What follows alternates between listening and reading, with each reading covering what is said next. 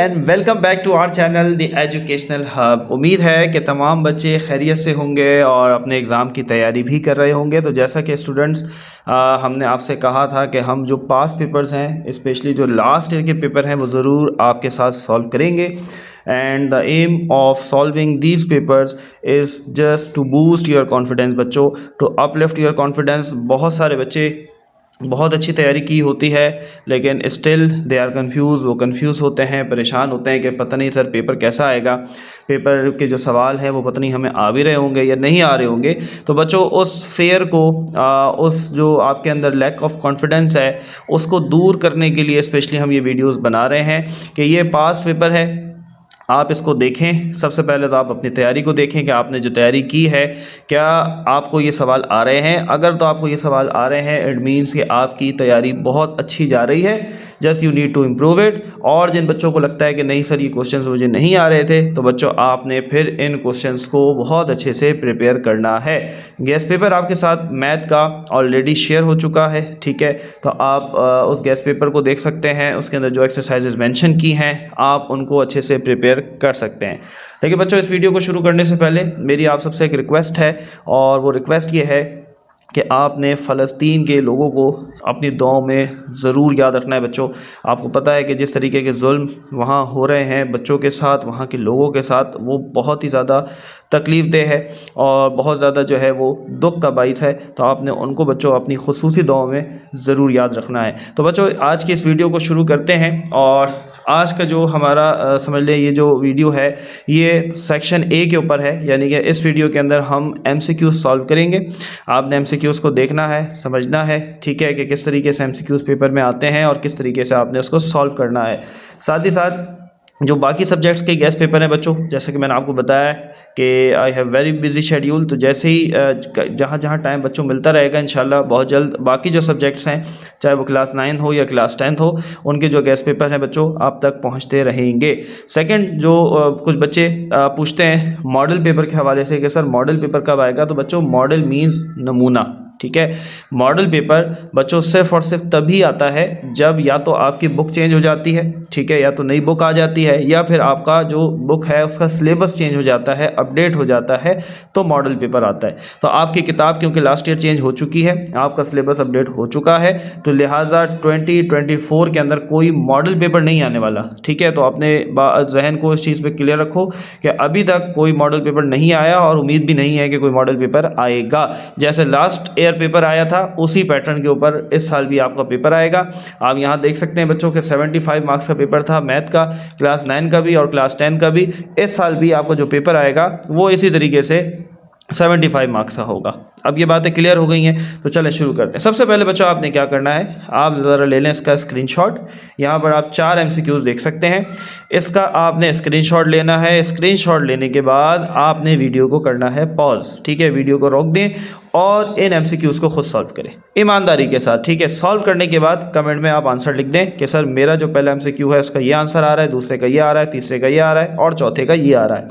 उसके बाद फिर आप वीडियो को ऑन करें और चेक करें क्या आपके आंसर मेरे आंसर से मैच हो रहे हैं। बच्चों देखो इट डजेंट मैटर, आप इस चीज़ पे शर्माया ना करें कि सर मैंने तो गलत आंसर लिख दिया तो पता नहीं, अरे कुछ भी नहीं होगा बच्चों, आप यहाँ पर सीखने के लिए आए हैं ना। अगर आपको सब आता होता तो आप ये वीडियो क्यों देख रहे होते, तो आप सीखने के लिए आए, तो लिहाजा सीखने में कोई शर्म नहीं होती, कोई भी जो हेजिटेशन नहीं होती। जो आंसर आपको लगते हैं आपको ये आंसर है आप वो लिख दें, फिर मेरे आंसर के साथ अपने आंसर्स को मैच करें। अगर तो आंसर सेम है वेरी गुड, और अगर नहीं सेम है तो कोई मसला नहीं, हमने आपको सॉल्व करवा दिया है, आप उसको साथ साथ देखते जाएंगे। चलो भाई शुरू करते हैं। तो बच्चों पहला एमसीक्यूज जो है ये आपके फर्स्ट चैप्टर से लिया गया है, x, 6 is equal to 2y -6। तो आपने बताना है कि x प्लस वाई क्या होगा। तो हमें पता है कि पहली वैल्यू को हम पहली वैल्यू के बराबर ले लेते हैं, इसका मतलब x जो है ये बराबर हो जाएगा 2 के। तो हम यहाँ लिख लेते हैं x जो है ये बराबर हो गया 2 के। ये तो डायरेक्ट आंसर आ गया, इसमें हमें कुछ सॉल्व करने की ज़रूरत नहीं पड़ी। जबकि अगला अगर हम देखते हैं तो जो 6 है वो बराबर होगा y -6 के। 6 बराबर है y -6 के, तो 6 बराबर है y -6 के।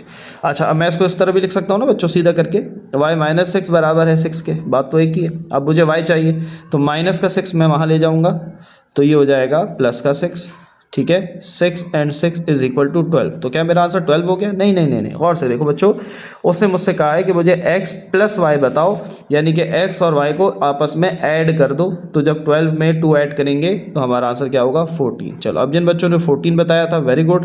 जिनका आंसर चेंज था, डजंट मैटर, कोई मसला नहीं बच्चों। अब आपको ये समझ में आ गया कि आइंदा अगर इस तरह का सवाल आएगा MCQs के, तो आपने इसको कैसे सॉल्व करना है। ठीक है, आगे बढ़ते हैं।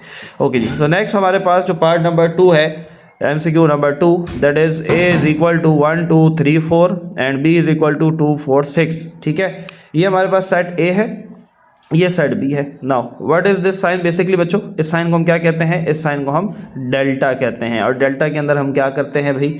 यकीनन आपको याद होगा, ये भी पहले चैप्टर से लिया हुआ सवाल है। तो सेट A हम लिख लेते हैं ज़रा। सेट A मेरे पास है 1 2 3 एंड 4, डेल्टा का साइन लगाया। और साइड B हमारे पास है 2 4 6। ठीक है, डेल्टा को बोलते क्या है मेरे प्यारे बच्चों? यकीनन आपको पता होगा, नहीं पता तो चलें अब सुन लें। इसे हम कहते हैं साइमेट्रिक डिफरेंस। क्या कहते हैं? Symmetric difference. साइमेट्रिक डिफरेंस में करते क्या है भैया? तो बच्चों, साइमेट्रिक डिफरेंस के अंदर एक जैसे एलिमेंट्स को हम काट देते हैं, यानी कि 2 और 4 एक जैसे हैं, सेम है, तो इनको हमने कैंसिल कर दिया। फिर दोनों के बचे हुए एलिमेंट्स को हम लिख देते हैं, सॉरी ये A डेल्टा B होगा। So A delta B is equal to क्या बचा? यहाँ से 1 बचा, यहाँ से 3 बचा और यहाँ से 6 बचा। तो हमारा आंसर होना चाहिए 1 3 6। सो हेयर इट इज बच्चों 1 3 6। तो अगर तो ये लिखा था, वेरी गुड, नहीं लिखा था, कोई मसला नहीं, आप समझ में आ गया। ठीक है, now moving toward number 3। If 1 9 x and 45 are in the proportion, x की वैल्यू मालूम करें। तो ये भी हमने पढ़ रखा भाई। 1 कॉमा की जगह लग जाएगा रेशो 9, एक रेशो के बाद डबल रेशो आता है जिसको हम प्रोपोर्शन कहते हैं। उसके बाद क्या लिखा हुआ है भाई? x और 45। तो हमने लिखा x और फिर लगाया रेशो 45। तो हमने रूल पढ़ा, पहली वैल्यू को हम आखिरी से मल्टीप्लाई कर देते हैं, दरमियान वाले आपस में मल्टीप्लाई हो जाते हैं। तो 45 वन जा 45, आपस वाले मल्टीप्लाई हुए तो ये हो गया 9x। और ये जो प्रोपोर्शन है बच्चों, ये कन्वर्ट हो जाता है इज इक्वल टू के अंदर। तो मैं इसको सीधा करके लिख सकता हूँ बच्चों ऐसे, 9x is equal to 45। Sir बिल्कुल लिख सकते हैं। चले जी 45, अब यहाँ 9 मल्टीप्लाई हो रहा है, वहाँ जाके डिवाइड हुआ, 9 वन 9 9 5 45, x इज इक्वल टू 5। तो अगर आपने इसका आंसर लिखा था 5, so you are answer is perfect. तो आपका आंसर बिल्कुल सही आया है। यहाँ तक बात क्लियर है बच्चों? कॉन्फिडेंस आ रहा है? देखो, इस वीडियो को बनाने का मकसद सिर्फ और सिर्फ आपके कॉन्फिडेंस को बिल्ड करना है। ख़ास तौर पे जो बच्चे आगे चलकर इंजीनियरिंग लेना चाहते हैं, वो अपनी मैथ पे बहुत ज़्यादा फोकस करें, क्योंकि आगे जो है एक तो बहुत कंपटीशन है बच्चों। मैं आपको बार बार बताता हूँ कि अपने एग्ज़ाम के बाद आपने एक दिन भी वेस्ट नहीं करना। छुट्टियां समझ कर कि छुट्टियां हो गई, छुट्टियां नहीं है बच्चों। अब आपकी ज़िंदगी में छुट्टियां यूनिवर्सिटी पर ही जाकर आएगी। अब आपके पास कोई छुट्टी नहीं है। फर्स्ट ईयर सेकेंड ईयर बच्चों बहुत मुश्किल है, बहुत ज़्यादा मेहनत की ज़रूरत है। तो जिस दिन आपका क्लास 10 का लास्ट पेपर हो, काइंडली अगले दिन से आपने एक अच्छे कोचिंग को ज्वाइन कर लेना है, ताकि आप अपने फर्स्ट ईयर की क्लासेस को शुरू कर सकें। पिछले साल भी बच्चों बहुत बुरा रिजल्ट आया है फर्स्ट ईयर का, क्योंकि बच्चे मैट्रिक 9 समझ के ही जाते हैं और वहाँ जाकर जब वो सिलेबस इतना मुश्किल होता है, एंड में उनके पास टाइम नहीं बचता और वो फेल हो जाते हैं। तो लिहाजा आपने इस चीज़ का ख्याल रखना है बच्चों। जिस दिन आखिरी पेपर हो, आपने एक दिन भी वेस्ट नहीं करना। अगर आगे कुछ करना चाहते हो बच्चों, कुछ बनना चाहते हो, आपने एक दिन भी वेस्ट नहीं करना है। ठीक है, फॉरन वेरी नेक्स्ट डे, क्योंकि कॉलेजेस काफ़ी अक्सर टाइम के बाद स्टार्ट होते हैं, तो आपने कोचिंग के अंदर अपनी पढ़ाई शुरू कर देनी है। ऑलमोस्ट आपका आधा सिलेबस कवर हो चुका होगा, तब जाके कॉलेज स्टार्ट हो रहे होंगे। तो लिहाजा आपने एक भी दिन वेस्ट नहीं करना। बाद में फिर बच्चे रोते रहते हैं, परेशान रहते हैं कि सर हमारे 3 महीने गुजर गए, हमें पता ही नहीं चला। तो लिहाजा 3 महीने is a hell of time. आपने बच्चों अपने 3 दिन भी ज़ाया नहीं करने हैं। ठीक है, आगे बढ़ते हैं। तो नेक्स्ट हमारे पास है नंबर 4।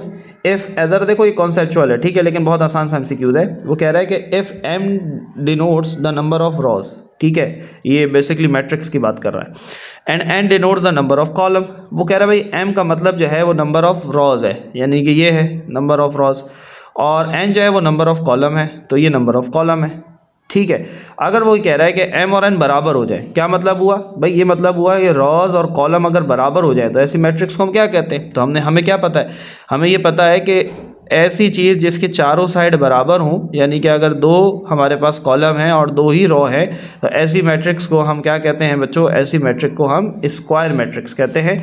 तो यहाँ पर चलो यहाँ तो ऑप्शन नज़र ही नहीं आ रहा था, पता नहीं आपने आंसर में क्या लिखा था, लेकिन अगर आपने स्क्वायर लिखा था तो बच्चों very good, because answer is square matrix. ठीक है, अब अगले एमसीक्यूज आपको नज़र आ रहे हैं। अगेन आपने वही काम करना है, स्क्रीनशॉट ले लो, ठीक है, वीडियो को पॉज करो और कमेंट में आंसर लिखो कि सर ये आंसर है मेरी तरफ से। फिर आप वीडियो को अगेन ऑन करो और चेक करो क्या आपके आंसर सही हैं, और अगर सही नहीं है तो क्या मिस्टेक है उसको चेक करें। चले भाई, तो नंबर 5 पे आते हैं बच्चों। Number 5 is 5 into pi upon 4 radian जो है वो कितने डिग्री के बराबर है। तो इसके लिए एक सिंपल सा रूल याद आपने रखना है, कोई मुश्किल चीज़ नहीं है। फॉर एग्जांपल 5 पाई अपॉन 4, अब इस रेडियन को हमने डिग्री में लाना है, तो इसका बहुत आसान तरीका है, सिंपली आप इसको मल्टीप्लाई करा देंगे 180 अपॉन पाई के साथ। ठीक है, ये इसका फॉर्मूला है। जब भी आपने रेडियन से डिग्री में जाना है तो आपने 180 अपॉन पाई से मल्टीप्लाई करवा देना है। तो पाई से पाई मर गया, 2 2 ज़ा 4, 2 9 ज़ा 18, ये 0 ऐसे ही रहा। ठीक है, 2 1 ज़ा 2 और 2 45 ज़ा 90। अब 45 को 5 से मल्टीप्लाई करेंगे, so your answer would be बच्चों 225 डिग्री। अब जिन बच्चों ने 225 लिखा था वेरी गुड, जिन्होंने नहीं लिखा था तो बच्चों अब समझ में आ गया, तो पेपर में अब सवाल आ जाए तो आप इसको यकीनन सॉल्व कर सकते हैं। हाँ जी, 1 प्लस ओमेगा किसके बराबर होता है? याद करो, हमने एक फार्मूला पढ़ा था जब हम एक्सरसाइज सॉल्व कर रहे थे, हमने एक फार्मूला पढ़ा था 1 upon omega plus omega square बराबर होता है 0 के। बोलो भाई, पढ़ा था। अब हमसे पूछ रहा है 1 प्लस ओमेगा किसके बराबर है, तो ये प्लस का ओमेगा वहाँ ले जाओ, तो ये बन जाएगा माइनस का ओमेगा स्क्वायर। तो 1 प्लस ओमेगा किसके बराबर हुआ? माइनस ओमेगा स्क्वायर के। तो 1 प्लस ओमेगा बच्चों किसके बराबर हुआ? माइनस ओमेगा स्क्वायर के। ठीक है, now next is number 7 the fraction. अब आपने यहाँ पर फ्रैक्शन बतानी है कि ये फ्रैक्शन जो है वो कौन सी है। चलिए जी, तो नेक्स्ट एमसीक्यू बच्चों आप देख सकते हैं, एमसीक्यू नंबर 7। अब वो आपसे फ्रैक्शन के बारे में पूछ रहा है। अगेन ये पार्शियल फ्रैक्शन जो चैप्टर आपने सॉल्व किया था, ये एमसीक्यू वहीं से लिया गया है। अब आपसे पूछा जा रहा है कि 2x plus 5 upon x square plus 5x plus 6 ये किसके बराबर है। ठीक है, क्या ये प्रॉपर फ्रैक्शन है, क्या ये इम्प्रॉपर है, क्या ये प्रॉपर और इम्प्रॉपर दोनों है, या ये नन ऑफ दीज है। तो याद रखो, कभी भी कोई फ्रैक्शन प्रॉपर और इम्प्रॉपर दोनों एक वक्त में नहीं हो सकती। ठीक है, और नन ऑफ दीज का ऑप्शन भी नहीं है, दैट सी बात है, या तो वो प्रॉपर होगा या वो इम्प्रॉपर होगा। तो आपके पास 2 ऑप्शन बचे। तो हमने बच्चों क्या ट्रिक पढ़ी थी, कमेंट में ज़रूर बताइएगा अगर आपने पढ़ा था, अगर आपको याद है। तो हमने ये पढ़ा था कि अगर डिनोमिनेटर के अंदर वेरिएबल की पावर बड़ी हो, हाईएस्ट हो ऊपर वाले से, तो ऐसी फ्रैक्शन को हम क्या कहते हैं बच्चों? प्रॉपर फ्रैक्शन कहते हैं। क्या कहते हैं मेरे प्यारे बच्चों? प्रॉपर फ्रैक्शन कहते हैं। ये बात याद आ रही है। अगर ऊपर पावर बड़ी हो, यानी कि ये एक्स स्क्वायर ऊपर होता और ये एक्स नीचे होता, यानी कि सिर्फ एक्स होता, एक्स स्क्वायर नहीं होता, तो बड़ी पावर ऊपर होती और छोटी नीचे होती। तो अगर ऐसा केस हो जाता तो वो हमारे पास बन जाता इम्प्रॉपर। अब देखो, पेपर में उन्होंने प्रॉपर दिया, हो सकता है इस साल 2024 के आपके एग्जाम के अंदर वो आपको इम्प्रॉपर दे दें। तो लिहाजा ये चीज़ें आपने, बुनियादी सी चीज़ें, बहुत आसान सी चीज़ें, लेक्चर के अंदर भी आपको, इसलिए बार बार मैं बताता हूँ कि लेक्चर को गौर से सुना करो, कंप्लीटली सुना करो। बहुत सारे स्टूडेंट्स सिर्फ और सिर्फ लेक्चर एक्सरसाइज सॉल्व करने के लिए देखते हैं। तो बच्चों ऐसा ना करो, अगर आगे कुछ पढ़ना है, इंजीनियर बनना है, डॉक्टर बनना है, कोई अच्छी फील्ड में जाना है, तो चीज़ों को कॉन्सेप्चुअली लेके चला करो। हर एक चीज़ को देखा करो, सुना करो और चीज़ों को नोट किया करो। जो चीज़ आपकी एक्सरसाइज में नज़र आपको नहीं आ रही, वही आपके एमसीक्यूज में वो पूछ लेता है। आगे बढ़ते हैं। So next question is x upon y is equal to w upon z। अब वो पूछ रहा है कि डिविडेंडो प्रॉपर्टी के बताएं कि ये हिसाब से क्या बनेगा। तो डिविडेंडो प्रॉपर्टी हमने पढ़ी थी कि जो डिनोमिनेटर है वो ऊपर जाकर माइनस हो जाता है। तो x minus y upon y ये रहा, और ये z ऊपर जाके माइनस होगा तो w minus Z upon Z. तो ये आपका जो पहला ऑप्शन है ये ठीक है। ठीक है, ये कंपोनेंडो है, ये डिविडेंडो नहीं है। अगर यहाँ पर डिविडेंडो की जगह वो कंपोनेंडो लिखेगा तो कंपोनेंडो में क्या होता है बच्चों? जो नीचे वाली वैल्यू है डिनोमिनेटर, वो ऊपर जाकर ऐड हो जाती है। क्लियर है बात? और ये तो हमारे पास ऑप्शन ही गलत है, नन ऑफ दीज की कोई गुंजाइश नहीं है। Now number 9। हाँ भाई, कौन बच्चा जो है इसका आंसर कमेंट करेगा तो मुझे ज़रूर कमेंट के अंदर बताइएगा बच्चों। ये एमसीक्यू नंबर 9 का आंसर आपको क्या लगता है? द अर्थमेटिक, एम का मतलब है अर्थमेटिक मीन ऑफ, ये वैल्यू दी हुई है और कहा है कि इनका अर्थमेटिक मीन जो है वो 40 है। बताएं के की क्या वैल्यू है। चलें अब हम इसको सॉल्व करते हैं। जिन बच्चों ने आंसर देना था यकीनन उन्होंने दे दिया होगा। अब ज़रा हम सॉल्व करके दिखाते हैं बच्चों। देखो, वो आपसे कह रहा है पहले तो अर्थमेटिक मीन का फॉर्मूला आपको पता होना चाहिए। ठीक है, तो यकीनन आपको पता होगा अर्थमेटिक मीन जो है इसका फॉर्मूला होता है मीन बराबर है आपके पास किसके, मीन बराबर होता है भाई सम ऑफ वैल्यूज़, तमाम वैल्यूज़ का सम कर दें और divided by number of values. ठीक है, तो अब उसने हमें बच्चों यहाँ पर गौर से करो तो देखो उन्होंने हमें दिया हुआ है कि अर्थमेटिक मीन जो है वो 40 है। तो अब यहाँ पर हम इस x की जगह, x नहीं होता बेसिकली x बार होता है, तो हम इसकी जगह 40 लिख देंगे। सम ऑफ वैल्यूज़, अब सम ऑफ वैल्यूज़ क्या होगा भाई, अभी आपको सारी वैल्यूज़ उसने कहाँ दी, ये ब्रैकेट में दी हुई हैं, इन सबको ऐड कर देंगे। तो मैं यहाँ लिखता हूँ, सारी वैल्यूज़ लिख रहा हूँ, ठीक है, 0 प्लस 90 प्लस के प्लस 10 प्लस 100 अपॉन, अब कितनी वैल्यूज़ हैं, 1 2 3 4 5, तो स्टूडेंट्स 5 वैल्यूज़ हैं, हमने यहाँ पर 5 लिख दिया। क्लियर है ये बात सबको, आगे बढ़ते हैं। अब ये 5 यहाँ डिवाइड हो रहा है, वहाँ ले जाते हैं, मल्टीप्लाई हो जाएगा, तो 5 4 ज़ा 20 और एक 0 यहाँ से आया। अब इन सबको ऐड कर दो, 0 को हटा दो, 90 और 10 कितने हुए 100, और 100 और 100 कितने हुए 200 प्लस के ऐसे ही रहेगा। अब हमें के चाहिए, तो ये प्लस का 200 वहाँ जाकर, बोलो भाई वहाँ जाकर क्या होगा बच्चों, क्या होगा, माइनस का 100 हो जाएगा, माइनस का 200, तो 200 ये प्लस का 200 यहाँ कर माइनस का 200 इज इक्वल टू के। 200 में से 200 चले गए बच्चों, क्या बचा, 0 बचा। तो आपके पास के की वैल्यू क्या आ गई, 0 आ गई। क्या आ गई बच्चों, 0। ठीक है, so your answer would be 0। Clear है यहाँ तक बात, आगे बढ़ते हैं। इन राइट एंगल ट्राइंगल, अब ज्योमेट्री के कुछ सवाल आ गए बच्चों। द ग्रेटेस्ट एंगल, याद रखो जो राइट एंगल ट्राइंगल होता है, राइट एंगल ट्राइंगल कैसा होता है बच्चों, राइट एंगल ट्राइंगल ऐसे ट्राइंगल को कहते हैं जिसके अंदर एक एंगल जो है ना वो 90 डिग्री का होता है, यानी कि राइट एंगल होता है, जैसा कि ये वाला। ठीक है, तो हमेशा याद रखो बच्चों, ये चीज़ आपने याद रखनी है कि राइट एंगल ट्राइंगल के अंदर जो सबसे बड़ा एंगल होता है ना वो ये खुद होता है 90 डिग्री वाला, क्योंकि सम ऑफ एंगल्स क्या होता है, ट्राइंगल के तीनों एंगल को जमा करें तो क्या आता है, 180 आता है ना। तो अब ये 90 हो गया, तो अब ये दोनों 90 से छोटे होने चाहिए। क्लियर हो रही है बात, क्योंकि 90 से बड़े होंगे तो ये तो 180 से बड़ा हो जाएगा, फिर गलत हो जाएगा। तो लिहाजा ऐसा ट्राइंगल जिसका सबसे बड़ा एंगल जो है वो 90 डिग्री होता है, उसको हम क्या कहते हैं, राइट एंगल ट्राइंगल कहते हैं। क्लियर है यहाँ तक बच्चों बात, आगे बढ़ते हैं। Next, if the ratio of two corresponding sides of similar triangle is 5:7। 5 similar triangle क्या होते हैं बच्चों, जिनके साइड, जिनके एंगल सब बराबर होते हैं, ऐसे ट्राइंगल्स को हम सिमिलर ट्राइंगल कहते हैं। और उनका अगर हम रेशियो निकालें उनके एरिए का, याद रखो एरिया का मतलब होता है स्क्वायर, तो आपने स्क्वायर कर दिया, 25, 5 का स्क्वायर 25 और 7 का स्क्वायर 49, 49। क्लियर है, बहुत आसान सा एमसीक्यू था। आगे बढ़ते हैं। नेक्स्ट बच्चों हमारे पास 3 एमसीक्यूज और हैं, 4। अगेन ज़रा इनका भी स्क्रीनशॉट लें और ज़रूर कमेंट में बताइएगा कि आपके हिसाब से आपको कौन सा आंसर लग रहा है कि वो आंसर होगा।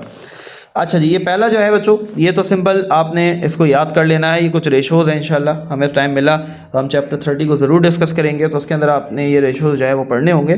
तो cosec multiply by sine theta बच्चों, ये हमेशा 1 के बराबर होता है। ठीक है, ये आपको याद करना पड़ेगा, फिर हम इसको आगे चल के इंशाल्लाह ड्राइव करेंगे जब भी हमें मौका मिला।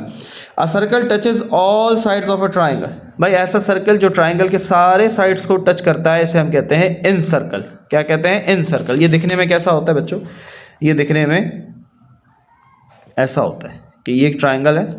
अब हम ऐसा सर्कल बनाएं जो ट्राइंगल के तीनों साइड्स को टच करे, यहाँ से भी टच करे, यहाँ से भी, यहाँ से भी।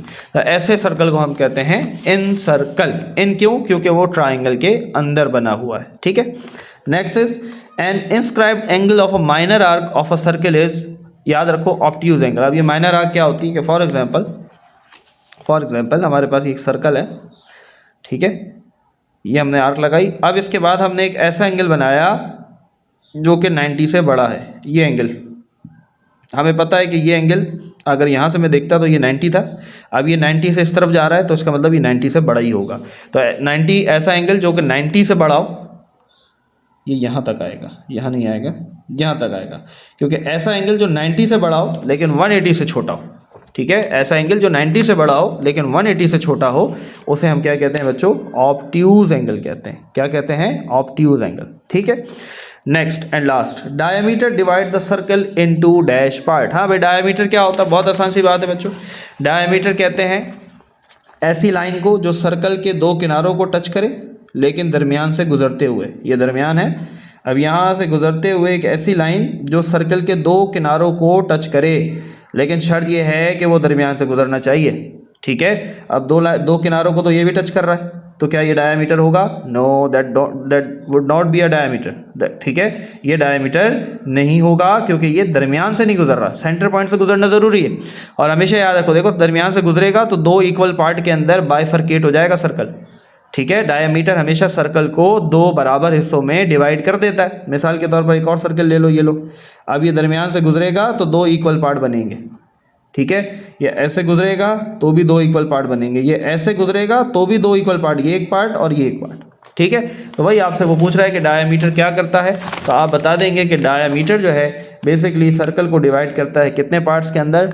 टू इक्वल पार्ट्स के अंदर। तो बच्चों ये आपके पास फिर शॉर्ट क्वेश्चन है और ये लॉन्ग क्वेश्चन है। अगर तो आपको ये वीडियो अच्छी लगी बच्चों, इस वीडियो से आपको कॉन्सेप्ट आया, आपके कॉन्फिडेंस में इजाफा हुआ, तो कमेंट में ज़रूर बताइएगा। फिर हम आपके लिए इंशाल्लाह जो इसका शॉर्ट और लॉन्ग क्वेश्चन है वो भी हम आपके साथ सॉल्व करेंगे, ताकि अगेन आपके कॉन्फिडेंस को मज़ीद बिल्ड किया जा सके और आपके अंदर एक खुद एतमादी पैदा हो बच्चों कि जो सवाल हैं वो उतने मुश्किल नहीं है और आप इसको आसानी से सॉल्व कर सकते हैं। बच्चों काइंडली फ़लस्तीन के लोगों को, उनके बच्चों को अपनी दुआओं में बहुत बहुत बहुत याद रखिएगा और अपना भी बहुत सारा ख्याल रखिएगा और wish you very good of luck. और बच्चों साथ साथ अगेन अभी से फर्स्ट ईयर में आपने एडमिशन ले लेना है अपने एग्ज़ाम के फ़ौरन बाद, ताकि आपकी पढ़ाई जो है वो स्टार्ट हो सके। चलें, मिलते हैं इंशाल्लाह आपसे नेक्स्ट वीडियो में। अपना बहुत सारा ख्याल रखिएगा और हमें भी अपनी दुआओं में याद रखिएगा। अल्लाह हाफ़िज़।